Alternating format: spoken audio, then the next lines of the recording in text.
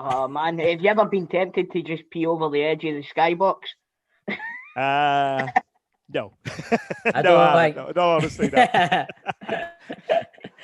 No, I don't think you'd be doing FIFA and all that if you'd done that, Derek. You'd be caught and you'd be all over. This guy's above the law, right? He can do whatever the hell he wants. No, I don't know about that. So, Derek, you were saying there that you've been doing a lot of commentary for the German football as well. Yes. Do you find, I don't know if you watch all the football all over Europe, but do you find that during the pandemic, Germany, Italy, Spain and stuff like that, it all seems to be really high scoring games now, doesn't it? Do you think that there's a more relaxed atmosphere on the pitch with the players because the crowds aren't there? I don't know. I'd have to look into that and see if there is actually statistically a huge difference in terms of the number of goals. I mean, I think Germany has been a high-scoring league anyway these last few years. But it's one we can have a look at. Just for a wee statistic, like this week's Champions League games, it's the highest scoring match day in the competition's history. So I think that players are finding a lot more freedom or something like that, or they don't seem to have this weight on their shoulders with the crowds being in the stadium, and they can express themselves and the teams play a lot more fluidly. I don't know what you think about that, but it's something that's definitely caught my eye, especially with Italian football. If you look at the Italian games, it's over the past 4 or 5 weeks, the games have all been like 5-3 and 4-2 and like really high scoring games. And with the history of Italian football and the catenaccio system and their tendency to kind of defend, I think it's as if teams are using this to experiment with new styles of play or something, because it's crazy. John, you've got a look in your face there as if I'm talking absolute shit. John's muted himself. But what do you think about that, Derek?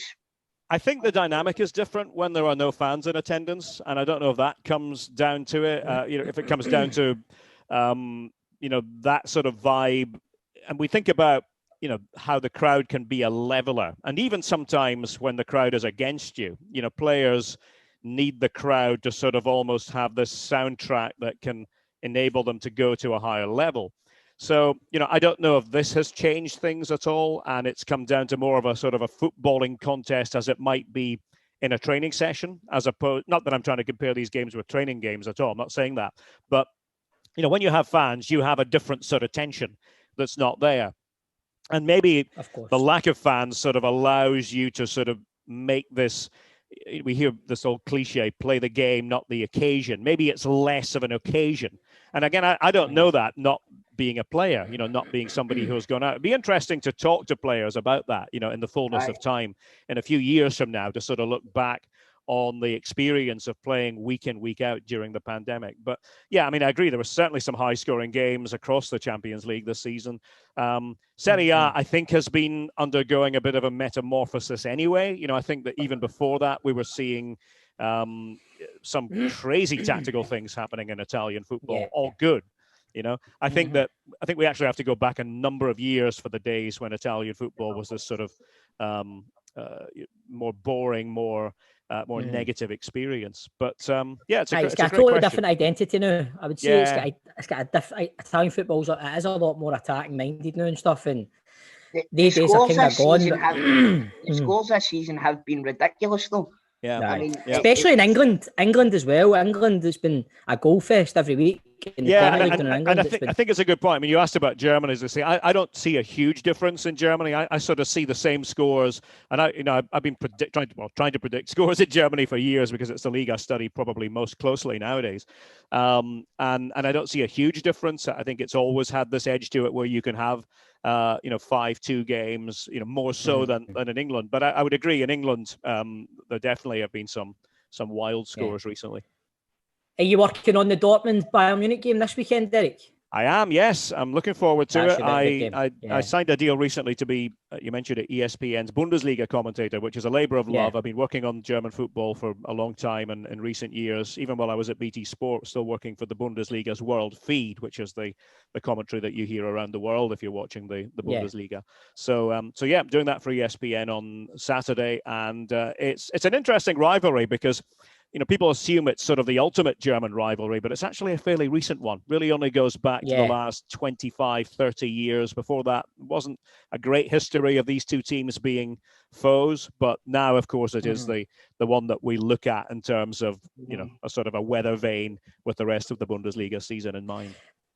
It's another game where, talking about no fans and stuff, it's such a shame when you look at a game of that magnitude and how Dortmund create this atmosphere and they're so renowned, the wall and stuff, that's not there, do you know what I mean? So that stuff like that's almost a spectacle that we're missing with no fans there. It's a shame for such a big game coming up, isn't it? Yeah, I think this is true of a number of teams in Germany. I think there are a number of teams for whom that atmosphere is important. Dortmund are certainly one. Schalke, their rivals, would be another. Union in Berlin, although they haven't had one or two fans until recently, not for the foreseeable future. That's been decided in Germany. There won't be fans at Bundesliga games. But I think there are definitely teams like that who feed off their own crowd. And when it's not there, where does it come from? But, we're in a pandemic and everybody has to adjust. And I suppose that's part of the skill, isn't it? It's also maybe a coaching skill, is how do you adjust, knowing that this is now, and I think that's the one thing that for me has come out of it. Maybe it's just we're paying more attention to it, but I think the tactics within a game even seem to be more subtle when I watch games now. And in the Bundesliga in recent years, it's been this way anyway, where coaches would start with a certain setup for the first 10 minutes and then change 10 minutes later and so on and so on. But I'm seeing that even more, and in other leagues as well. I don't know if you guys noticed that as well, but I think it has been a feature of the pandemic period. Definitely. It's like I was listening to Steven Gerrard talking this morning, and he's saying like how it's a lot more easier for, obviously because there's no fans there, so it's a lot more easier to kind of adjust your tactics during the game, get a message across. So that comes into it as well. And obviously with the pandemic, a lot of games, it's like 5 substitutes as well. So you can almost have a transformation during the game, I think, your team if things aren't going well. Do you know what I mean? Yeah, I think the 5 subs thing is a big part of that, no doubt about it. Can change things more effectively. It might help the bigger clubs more than the smaller clubs. And I think teams probably just have had to be more tactics ready during this period. It's it's something that I think we will be talking about, because sometimes it just takes a long time. You sort of analyze, in retrospect, you look back at how things were, and that's probably one of the big changes that we'll analyze. Totally. They do updates and stuff, like update the software, obviously, and update the game and add different bits in. When they're doing updates, do you ever get a phone call like after FIFA's been released going, could you add an extra bit of commentary in here or there or anything?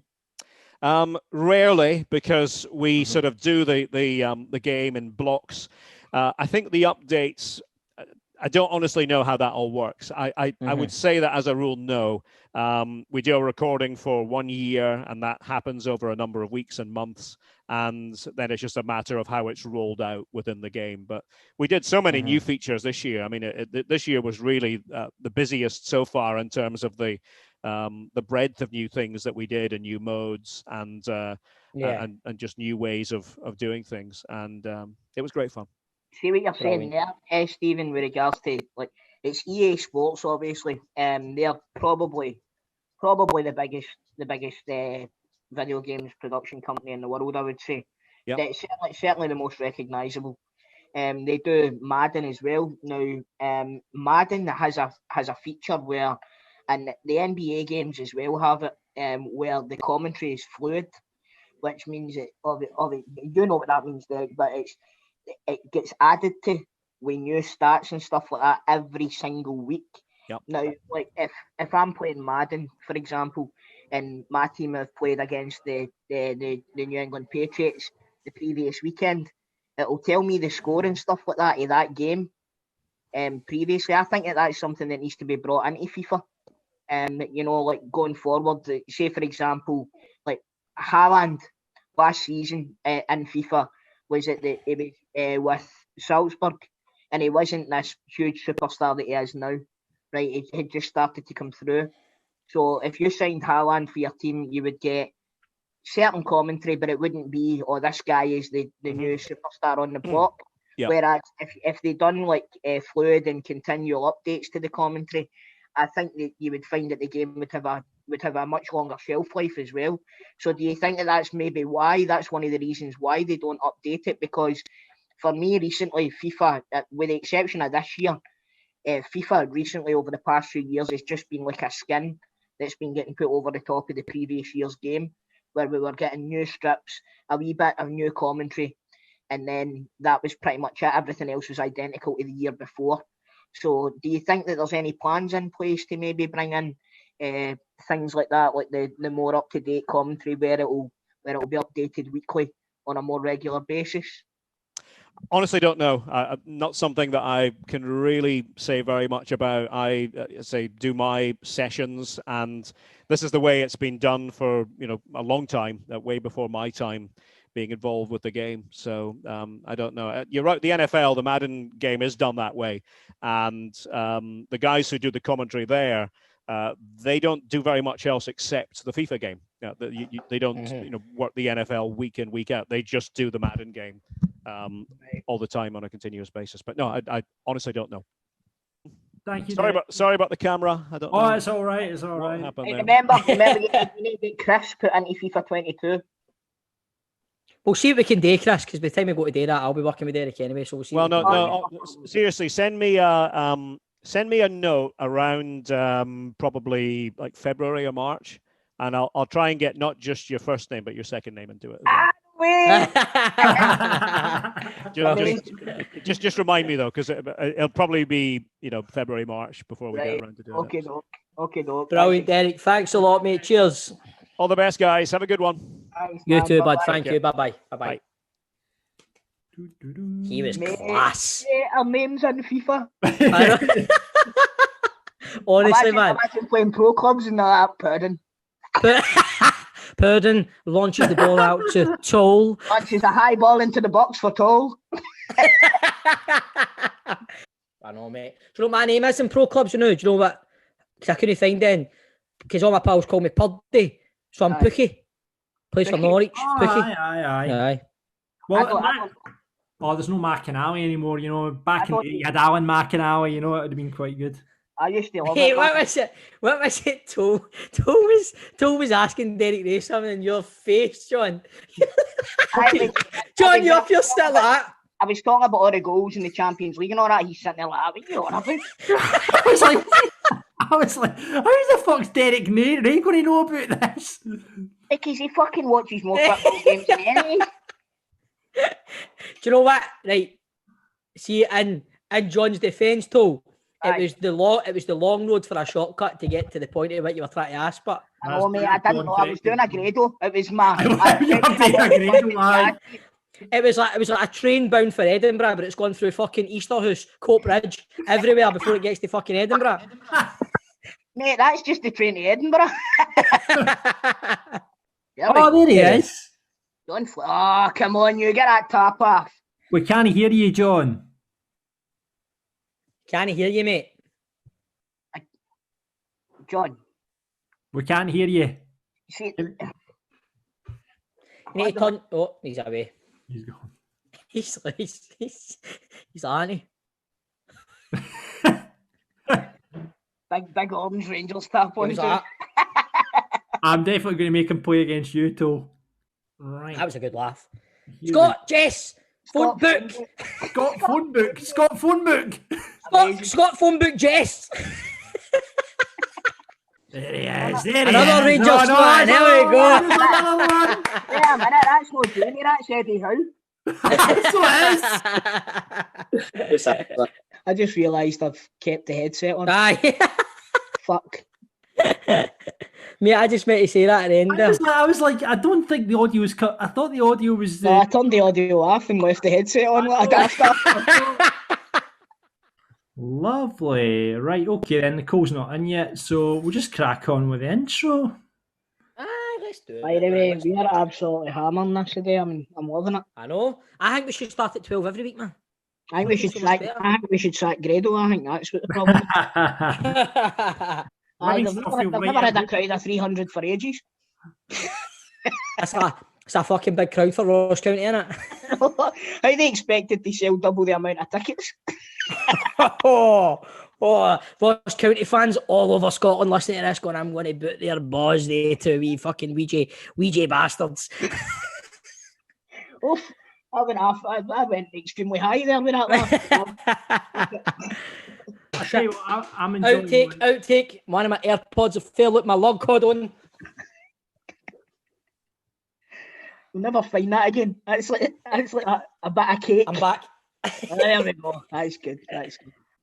There you go. Right, big question then. Outro, we're done. Fucking hell, it's a quick show today, isn't it, man? Yes. Big question, right? Where are we? Sorry, I've written bug question. I've got it.